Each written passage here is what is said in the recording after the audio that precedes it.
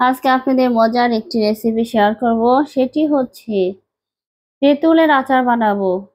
তেঁতুলের সিজন আসছে, তেঁতুলের আচার বানাবো না তাই কি হয়? এখানে আমি দেখতে পাচ্ছেন কি কি উপকরণ নিয়েছি আস্ত রসুন, এলাচ, দারচিনি, তেজপাতা। এগুলা কিন্তু তেলের উপরে ভেজে নেবো। আর এই যে শুকনা মরিচ গুলা আমি এভাবেই দিব, তবে শুকনা মরিচটা ভেজে একটু নিতে হবে হালকা করে। এরপরে দিয়ে দিলাম আমি চিনি।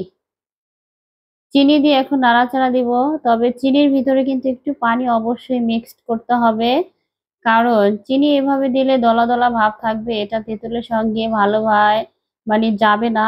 এই জন্য আমি একদম নেড়েচেড়ে সুন্দরভাবে এই চিনিটাকে শিরা বানিয়ে ফেলবো।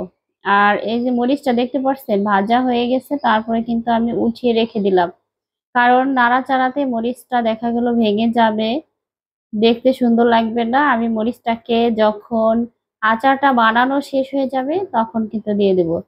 এখন কালার হওয়ার জন্য দিয়ে দিলাম আমি হলুদের গুঁড়া, মরিচের গুঁড়া। ঝাল টক মিষ্টি আচার, এর জন্য মরিচের গুঁড়া কিন্তু অবশ্যই দিতে হবে স্বাদ মতো। আমি কিন্তু লবণ দিয়ে নিয়েছি। আর এই যে তেঁতুলটাকে আগে পানি দিয়ে সুন্দরভাবে 2-3 বার পরিষ্কার করে নিয়েছি ধুয়ে, কারণ হচ্ছে রোদ্রে তেঁতুল যখন আমরা দেই তখন কিন্তু চারপাশের বাতাসে ধুলাবালি গুলা এই তেঁতুলের ভিতরে জমা হয়। আর ওইভাবে যদি আমি তেঁতুলের আচার বানাই তাহলে কিন্তু ওটা স্বাস্থ্যসম্মত হবে না। এই জন্য ধুয়ে নিয়েছি। আর ধুয়ে উঠিয়ে যখন রেখেছিলাম তখন কিন্তু একটু নরম নরম হয়ে গেছিল, এতে আচার বানানোর সুবিধা হয়েছে।